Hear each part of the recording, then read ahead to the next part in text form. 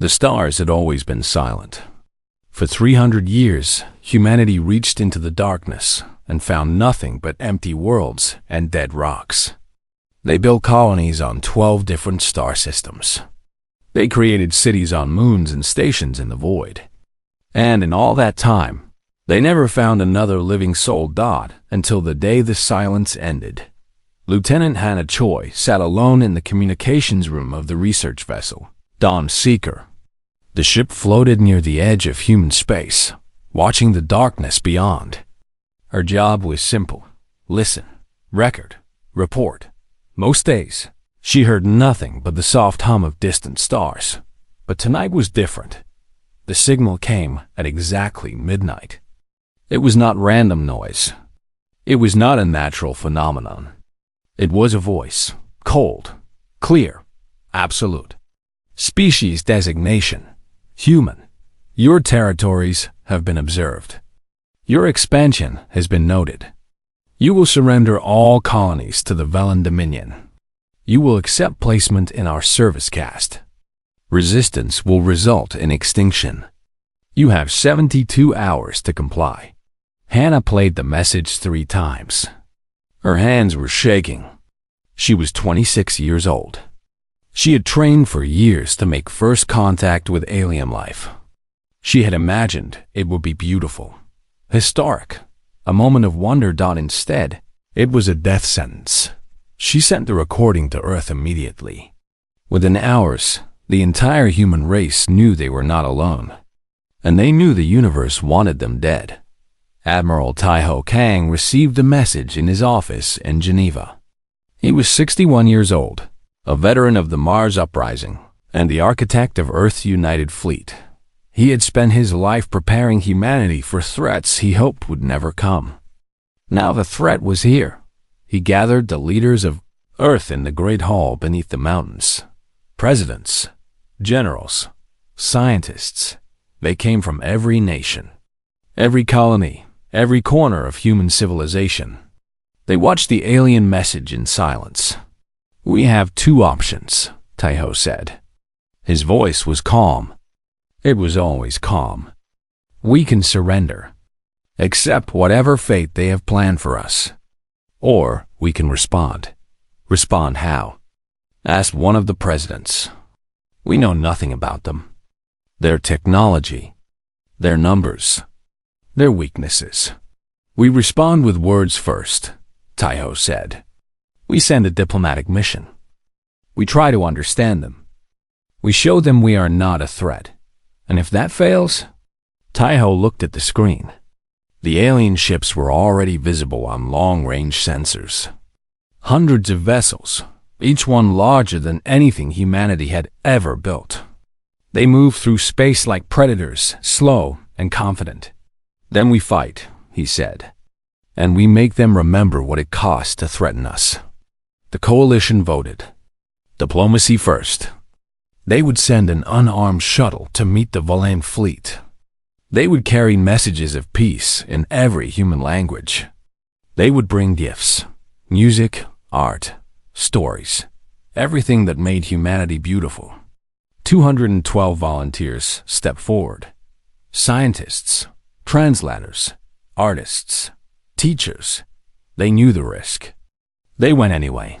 Among them was a young man named Junho Kang. He was 34 years old, a linguist who spoke 11 languages. He was also Admiral Taiho Kang's younger brother. "You don't have to go," Taiho told him the night before the launch. Junho smiled. "Someone has to speak for us. Someone has to try. And if they don't listen, then at least we will know we tried. That matters, brother. Even if we fail, it matters." They embraced. It was the last time they would see each other. The diplomatic shuttle launched from Earth on a bright spring morning. Children watched from schoolyards. Families gathered on rooftops. The whole world held its breath as the small vessel carried humanity's hope into the darkness. The shuttle reached the Velen fleet 3 days later. They broadcast their message on every frequency. They showed images of human families, human cities, Human children playing in parks. They played music, Beethoven, traditional Korean folk songs, jazz from New Orleans. They showed the Velen everything humanity had to offer. For 6 hours. There was no response. Then the weapons fired. The shuttle had no shields, no armor, no weapons of its own. The Velen beam cut through it like paper. 212 humans died in less than a second. Their bodies scattered into the void. Their message of peace became dust among the stars. Admiral Taiho Kang watched the footage alone in his office. He saw the flash of light. He saw the shuttle break apart. He saw his brother die. For a long time, he did not move. He did not speak. He simply sat in the darkness, watching the recording play over and over. When his officers came to him, they found a different man. The warmth was gone from his eyes. The hope was gone from his voice. What remained was something older, harder, something that had always been there, buried beneath the diplomat and the strategist. "Sir," his aide said carefully, "what are your orders?" Taiho stood. He walked to the window and looked up at the stars. Somewhere out there, the Velen fleet was advancing. Somewhere out there, his brother's body floated in the cold. "They fired first," he said quietly. "Remember that. When this is over and they ask how it started, tell them the truth. We offered peace. We offered friendship. We offered everything we had. And they killed us for it." He turned to face his officers. His voice was steady now, cold as the void itself. "Activate the emergency broadcast. Contact every colony, every station, every ship. Tell them to prepare." "Prepare for what, sir?" "War," Taiho said. "Total war. The kind we hoped we would never fight again. The kind our ancestors fought when survival itself was at stake." He looked at the frozen image on his screen, the last frame before the shuttle died. His brother's face, hopeful and brave, looking toward the alien ships. "They wanted to know what humans are capable of," Taiho said. "They wanted to see if we would break, if we would kneel." He turned off the screen. "Now they will learn. Now they will see what happens when you corner a species with nothing left to lose." The broadcast went out that night. Every human in the galaxy heard the same message, the same truth, the same promise. They fired first, and humanity would fire last. 3 months passed. The Velen fleet moved slowly through human space, confident and unstoppable. They had conquered 300 star systems over 10,000 years. They had never lost a war. They had never even come close. They expected humans to surrender, to beg, to accept their place as servants in the Great Dominion. Instead, humanity went quiet. The outer colonies evacuated. The stations went dark. The ships disappeared. To the Velen commanders, it looked like fear. Like a species accepting its death, that they were wrong. In every shipyard across human space, workers labored day and night. Factories that once made farming equipment now produced weapons. Schools became training centers. Scientists abandoned their research to focus on a single goal: survival. Captain Una Park stood on the bridge of the battleship Horizon and watched her crew work. She was 38 years old, small and thin, with sharp eyes that missed nothing. She had spent 15 years in the fleet, rising through the ranks on talent and determination alone. Now she commanded the flagship of humanity's new First Strike fleet. "Status report," she said. "All weapons online," her tactical officer replied. "Shields at full power. The fleet is ready." Una nodded. She had studied every piece of information they had about the Velen, their ship designs, their attack patterns, their communications. She had watched the footage of the diplomatic shuttle's destruction 100 times, looking for anything useful, and she had found something. "They're arrogant," she told Admiral Taiho when they met on Earth. Look at their formations. Look at how they move. They don't expect resistance.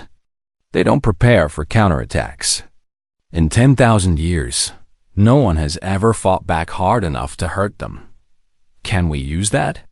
Taiho asked. Yuna smiled. It was not a warm smile. We can use everything. Deep beneath the mountains of Korea, Dr. Minho Lee worked in a laboratory that did not officially exist.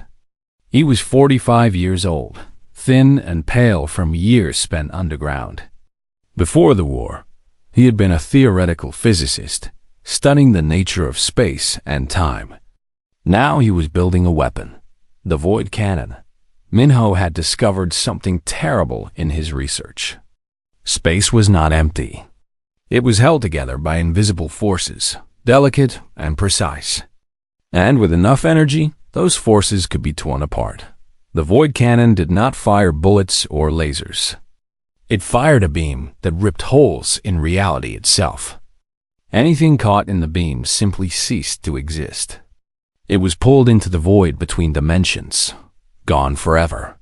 It works, Minho told Admiral Taiho. We've tested it on asteroids, on old ships. It destroys everything. Good, Taiho said. But there are risks. Minho's voice was quiet. We don't fully understand what we're doing. The void is not empty. There are things there. Forces we cannot predict. If we use this weapon too much or too carelessly, we could damage space itself. Can we win without it? Minho was silent for a long moment. No, he finally said. Their ships are too strong. Their shields are too powerful. Without the Void Cannon, we lose. Taiho put his hand on Minho's shoulder. Then we use it. And we accept the consequences. 6 capital ships were equipped with Void Cannons. 6 weapons that could tear reality apart. Humanity's last hope against an empire that had never known defeat. While the scientists and soldiers prepared for battle, General Desung-Ru prepared for the worst. He was 52 years old, a mountain of a man with a scarred face and hands rough from decades of combat. He had fought in the Mars Uprising 20 years ago, when human colonists rebelled against Earth's government. He knew what war looked like up close, and he knew some battles could not be won. The outer colonies will fall, he told Taiho. We don't have enough ships to protect them all. We need to choose which ones to save and which ones to sacrifice. It was a terrible choice. Millions of lives balanced against military strategy. Taiho made it anyway. Evacuate everyone we can, he ordered. But leave behind resistance networks, supplies, weapons. Make the Velen pay for every planet they take. Daesung nodded. He flew to the outer colonies himself, organizing evacuations and training civilians to fight. Old men, young women, children old enough to hold a weapon. He taught them all. You may not win, he told them, but you can make them bleed. You can slow them down. You can buy time for the rest of us to prepare. The colonists listened. They stayed behind.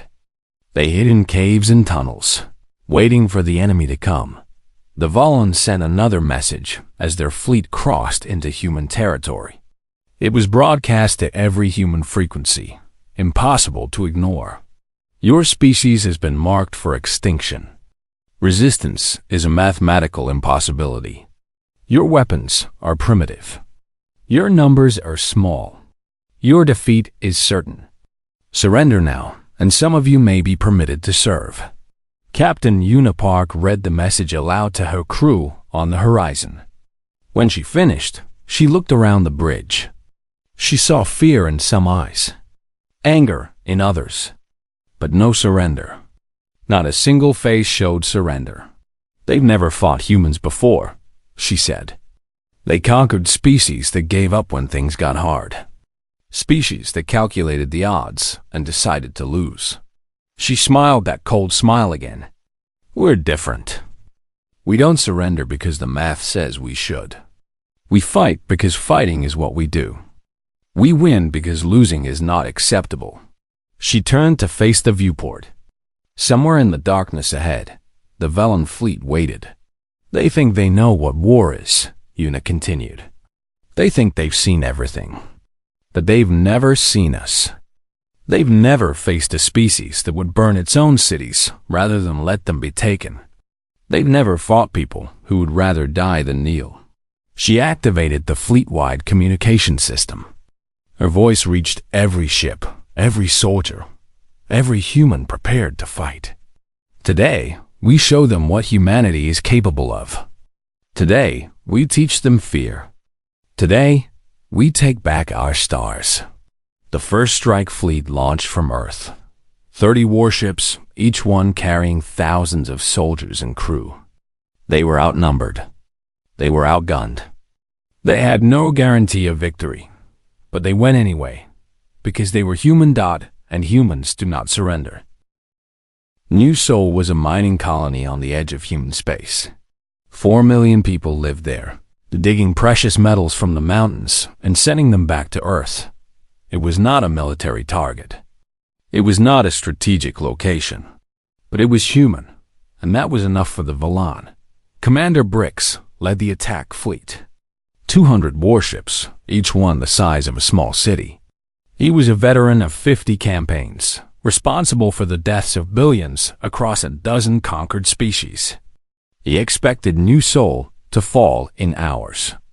A quick victory before moving on to Earth. He did not expect. Captain Una Park, the first strike fleet arrived. At New Sol 3 days before the Velen, Una looked at the asteroid field surrounding the colony and saw opportunity. She ordered her ships to hide among the rocks, their engines cold, their signals silent. She launched hundreds of drones programmed to mimic the signatures of warships. When the Velen arrived, their sensors showed a human fleet scattered and weak. Easy targets.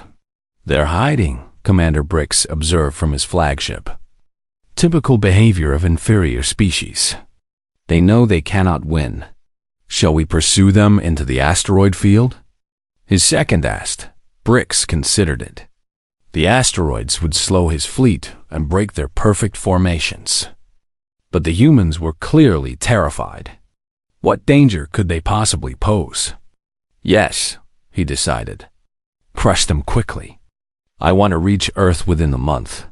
The Velen fleet entered the asteroid field in attack formation. Their weapons powered up. Their shields activated. 200 warships against 30. The math was simple. But war is not math. Una waited until the Velen were deep inside the field. Their formation stretched thin by the rocks. Then she gave the order, all ships, attack. The first strike fleet emerged from the shadows like ghosts. They had positioned themselves above and below the Velen formation, invisible among the asteroids. Now they struck from every direction at once. The first wave of missiles hit the Velen rearguard. 12 ships exploded before they could raise their shields. The Velen fleet tried to turn, to respond, but the asteroids blocked their movement. They were trapped. Focus fire on their command ships, Una ordered. Break their coordination. Human warships were smaller than Velen vessels, faster and more nimble. They darted between asteroids, firing and retreating before the enemy could target them. The Velen tried to respond with their superior firepower, but their weapons were designed for open space. Not close combat among rocks. The battle lasted 6 hours. Commander Brix watched his fleet crumble with growing disbelief. Ship after ship fell to human attacks. His formations broke. His communications filled with panic and confusion. These humans were not fighting like a desperate species accepting defeat. They were fighting like predators who had been waiting for this moment. Fall back, Brix finally ordered. Regroup outside the asteroid field. But Una was not finished. They're retreating, her tactical officer reported. Should we let them go? No. Una's eyes were fixed on the Velen flagship. We end this now. Target the command ship. All weapons. The human fleet concentrated their fire on Brix's vessel. Shield generators overloaded. Hull plating melted. The massive ship began to break apart, but it was still functioning. Still dangerous. Yuna made her decision. Prepare for boarding, she said. Her officers stared at her. Board a Velen warship? It had never been done. The Velen were larger than humans, stronger, faster. Their ships were filled with warriors bred for combat. Captain, her first officer said carefully, the odds of survival are very low. I know.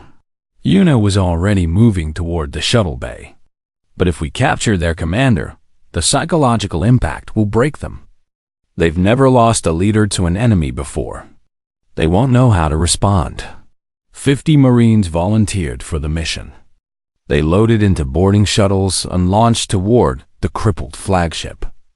Velen defense turrets tried to stop them, but human pilots were the best in the galaxy. They dodged and weaved through the fire, finding gaps in the enemy's defenses. Yuna's shuttle crashed through the hull of Brix's ship. The impact threw her against the wall, but she was moving before the shuttle stopped. Her rifle was in her hands. Her team was behind her. The corridors of the Velen ship were dark and filled with smoke. Warning lights flashed red. The sounds of battle echoed from every direction. Yuna led her team forward, following the ship's layout toward the command center. They encountered their first Velen guards at a junction. The aliens were tall, over 2 meters, with gray skin and forearms. They carried weapons that looked like they could tear through steel. Yuna shot the first one before it could react. Her team took down the others in seconds. They did not pause. They did not celebrate. They kept moving. More guards came. And more. The fighting was brutal and close. Yuna lost Marines at every turn, but the survivors pushed forward. They had come too far to stop. The command center doors were sealed. Yuna attached explosives and blew them open. Inside, Commander Brix waited with his personal guard. 12 of the largest Velen warriors stood between Yuna and her target. Surrender, she said. Her voice was calm. Her rifle was steady. Brix laughed. It was a strange sound, like rocks grinding together. One small human against my finest warriors? You will die here, maybe. Yuna smiled. But so will you. The fight lasted 3 minutes. Yuna's rifle jammed after killing the first 4 guards. She threw it aside and drew her combat knife. The blade was 30 centimeters long, forged from a metal harder than diamond. She moved like water, fast, precise, deadly. The Velen were stronger, but they were slow. They expected enemies to fight with honor, with rules. Yuna had no rules. She cut tendons. She targeted eyes. She used their size against them, ducking beneath their arms and striking at vulnerable points. When the last guard fell, Yuna stood alone before Commander Brix. Her armor was cracked. Her knife was covered in purple blood. She was breathing hard, but her eyes were steady. Surrender, she said again. Brix looked at the bodies of his guards. Looked at this small human who had killed 12 of his best warriors with nothing but a blade. For the first time in his long life, he felt something he had never experienced before. Fear. He surrendered. News of the Battle of Nu Sol spread across both human and Velen space. The numbers were impossible. 30 human ships had destroyed 140 Velen warships. A human captain had killed 12 Velen guards in personal combat and captured their commander. On Earth, people celebrated in the streets. For the first time since the war began, they had hope. On the Velen homeworld, Overlord Dex received the report in silence. His advisors waited for his response, terrified of his anger. Mobilize everything, Dex finally said. Every ship, every soldier, every weapon we have. His voice was cold with fury. These humans want a war. I will give them extinction. The largest Velen fleet in 3 centuries began to assemble. 2,000 warships. Enough firepower to burn worlds. They would not underestimate humanity again. The void was cold. Colder than space. Colder than anything Yuna had ever felt.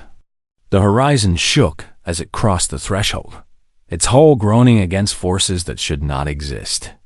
Warning lights flashed across every system. Alarms screamed. The ship was dying, but it kept flying. Admiral Taiho Kang stood at the center of the bridge, watching the darkness swirl around them.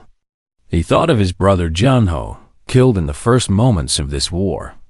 He thought of all the people who had died fighting, all the sacrifices, all the pain it had led to this.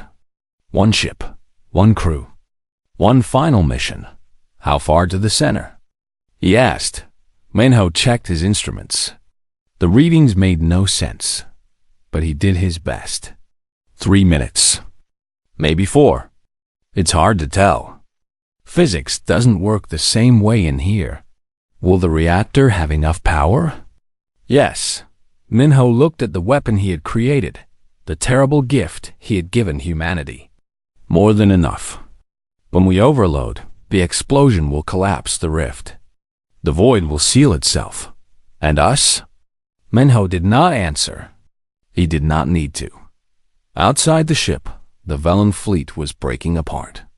News of Overlord Dex's death had spread through their communications like a virus. For 10,000 years, the Dominion had been led by an unbroken line of overlords. They had never lost a leader to an enemy. They did not know how to respond. Commander Brix, still a prisoner aboard a human vessel, watched the chaos through a viewport. He had been captured at New Sol, humiliated by a species he had thought inferior. Now he watched that same species sacrifice itself to save a world the Velen had tried to destroy. Why? He asked his human guards. Why do this? You could retreat. You could hide. You could survive. The guard looked at him.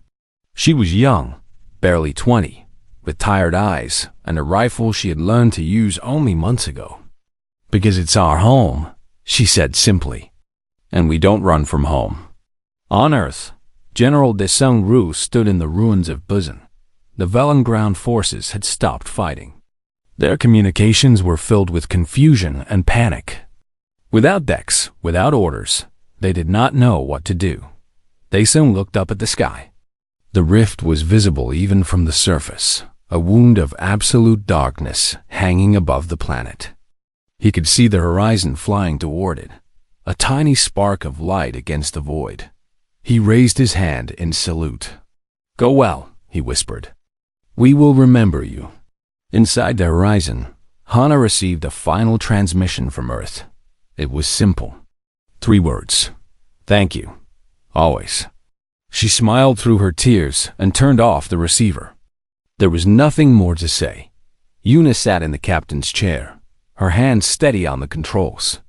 She had fought her whole life. For recognition. For respect. For humanity itself. And now she was fighting one last time. I never thought it would end like this, she said quietly. Neither did I. Taiho stood beside her. But if it has to end, I'm glad it's with you. With all of you. The crew of the Horizon looked at each other. Officers who had served together for years. Soldiers who had become family. They had seen terrible things. Done terrible things. But in this moment, in this final moment, they were at peace. Beginning reactor overload, Minho announced. His voice was calm. His hands were steady. 30 seconds to detonation. The ship reached the center of the void. The darkness was absolute here, pressing against the hull from every direction. It felt like being at the bottom of an endless ocean, crushed by pressure that should not exist. 20 seconds. Taiho closed his eyes. He thought of Earth, of the blue oceans and green forests, of the children who would grow up free. of the future that would exist because of what they were doing now. 10 seconds. Yuna reached out and took his hand. Hannah took Minho's. Around the bridge, crew members held each other. Friends, family, comrades. 5 seconds. They fired first, Taiho said softly. But we ended it. Together, Yuna added. Together. The reactor exploded. Light filled the void. Pure, brilliant, absolute. It pushed back against the darkness, filling every corner of that terrible space with energy and fire. The rift shuddered. The walls of reality, torn apart by the void cannon, began to heal from Earth. From the surviving human ships, from everywhere in the solar system, people watched the void collapse. The darkness folded in on itself, smaller and smaller, until it simply vanished. The wound in space closed. The threat was gone, and so was the horizon. Silence fell across the solar system. The battle was over. The war was over. Humanity had won, but the cost. The terrible cost. In the weeks that followed, the Velan Dominion sent envoys to negotiate peace. They were not the arrogant conquerors who had demanded surrender a year ago. They were broken and humbled, their fleet destroyed, their leader dead, their empire shaken to its foundations. Envoy Sala led the negotiations. She had risked everything to help humanity, and now she worked to ensure peace would last. The Dominion will withdraw from human space, she announced. All territories will be returned. No further aggression will be permitted. And if you change your minds? Asked the human representative. Sala looked at him. Her eyes were filled with something like respect. Something like fear. We won't, she said. We have learned what happens when you threaten humans. We have learned what you are capable of. No one in the Dominion will forget. She was right. The story of humanity's war spread across the galaxy. A species facing extinction had not only survived, but had destroyed the greatest empire in known history. They had weapons that could tear reality apart. They had warriors who killed with knives when their guns failed. They had crews who flew into the void to save their world. And they had something else. Something the Velan had never encountered before. Something that terrified every alien civilization that heard the story. They never gave up. Not when the odds were impossible. Not when death was certain. Not when their own survival required sacrifice. They fought and fought until either they won or they were gone. That was what made humans dangerous. Not their weapons. Not their technology. Not their numbers. Their will. On Earth, a memorial was built in New Seoul, black stone carved with the names of every human who had died in the war. Soldiers and civilians. Officers and enlisted. The famous and the forgotten. All of them remembered. At the center stood a statue. Admiral Taiho Kang and Captain Yuna Park, shoulder to shoulder, looking up at the stars. Behind them stood the rest of the Horizon's crew. Hana, Minho, all of them.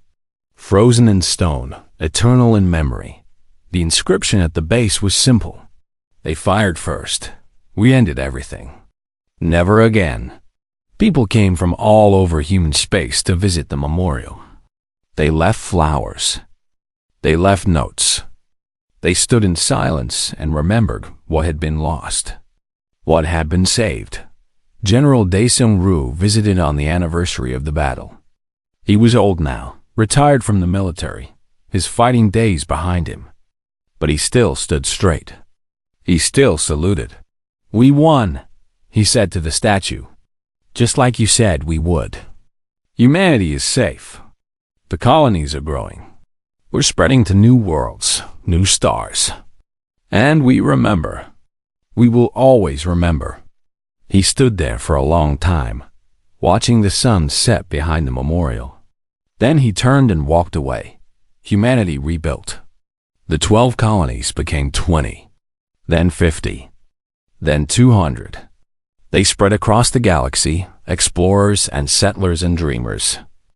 They met other species, other civilizations. Some were friendly, some were not, but none of them attacked. None of them threatened. None of them fired first, because they had all heard the story. They all knew what had happened to the Velen Dominion, and they all knew the warning that now echoed through every corner of the galaxy: do not attack the humans. Do not threaten their worlds. Do not harm their people, because they will not stop. They will not surrender. They will not break.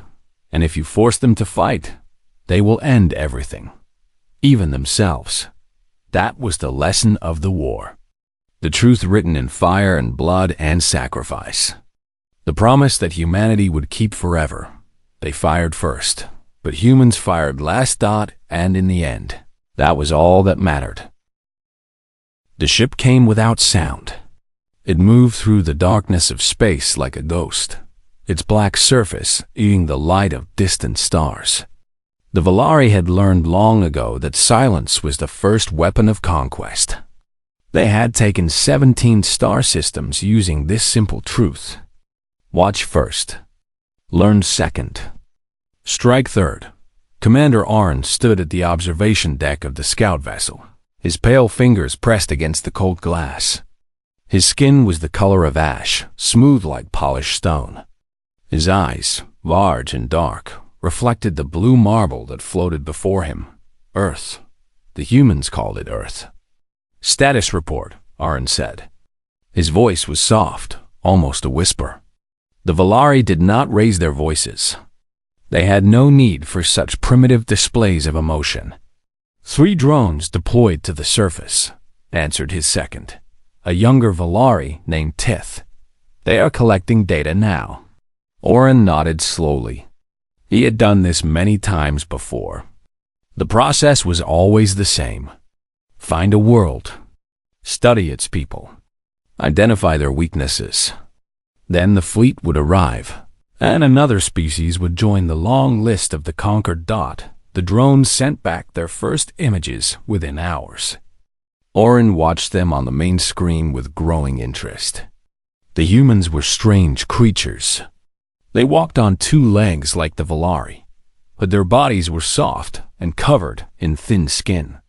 They came in different colors, different sizes. Some were tall. Some were short. Some had hair on their heads. Some had none. But it was not their appearance that caught Oren's attention. It was their behavior. They are fighting, Tith observed. Among themselves. The screen showed images from across the planet. In one place, soldiers fired weapons at each other across a broken city. In another, crowds of humans threw rocks and shouted angry words. Ships carrying weapons sailed across their oceans. Flying machines dropped bombs on villages and towns. They are divided, Arn said. Fractured into thousands of tribes. They cannot even agree on who should lead them. This was good news. A divided species was an easy target. The Valari had seen it before. When the ships arrived, these humans would be too busy fighting each other to mount any real defense. They would fall like all the others. But something else appeared in the data. Something that made Arn pause. Their technology, he said quietly. Show me their technology. The screen changed. Now it showed human machines. Rockets that could leave their atmosphere. Satellites that circled their planet. Weapons that could split atoms and destroy entire cities. Medical tools that could see inside their bodies. Computers that could perform millions of calculations in a single second. Tith shifted uncomfortably. They advanced quickly. Perhaps too quickly. Oren did not respond. He was thinking. The Valari had watched thousands of species over millions of years. Most of them developed slowly, taking tens of thousands of years to discover basic tools. But these humans had gone from riding animals to flying through the sky in less than 200 years. They had split the atom, walked on their moon, and connected their entire world through invisible signals, all while fighting each other constantly. It does not matter, Oren finally said. Their speed means nothing if they cannot unite. 100 small fires cannot defeat a single flood. He turned away from the screen and walked back to his command chair. Continue observation. I will report to the High Council. Far below, on the surface of the planet the humans called home, a man named Tay sat alone in a small room filled with screens and blinking lights. He worked for the Korean Space Command, a government agency that watched the skies for threats. Most nights, he saw nothing but satellites and space debris. Old rockets, dead equipment, the usual garbage that humans had left floating above their world. But tonight was different. Tay leaned forward in his chair, his eyes fixed on one particular screen. There was something near the moon, a shadow that should not be there. It moved too smoothly to be debris. It changed direction in ways that no human machine could match. He reached for his phone and called his superior. Director Hannah. She answered on the third ring, her voice thick with sleep. This better be important, she said. There is something near the moon, Tay told her. Something that is not ours. Hannah was silent for a moment. Probably debris from an old mission. Chinese or American. Check the records. I did. There is nothing in the records that matches this.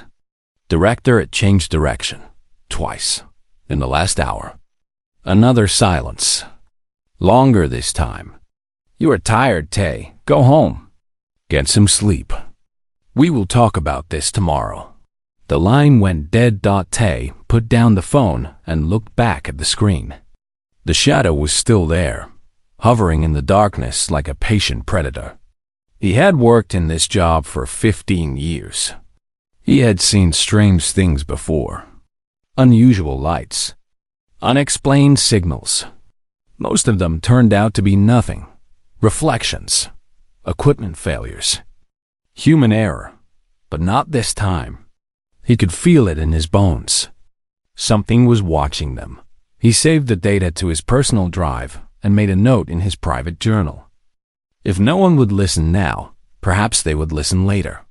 Perhaps when it was too late. Above the Earth, Arn finished his report and sent it to the Volari homeworld. The High Council would receive it within days. They would study it, discuss it, and make their decision. But Orn already knew what that decision would be.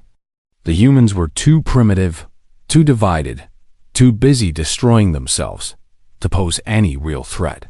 The Volari would come. They would seed the atmosphere with their poison. The humans would choke on air that had become toxic to them. And then the colonists would arrive to claim their new world. It had happened before. It would happen again. Orn looked once more at the blue planet below. So beautiful. So fragile. So completely unaware of what was coming.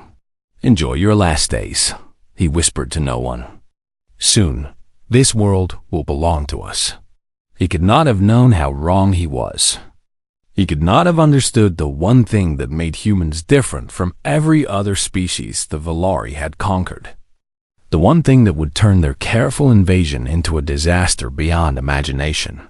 Humans were never more dangerous than when they had something to lose, and they were about to lose everything.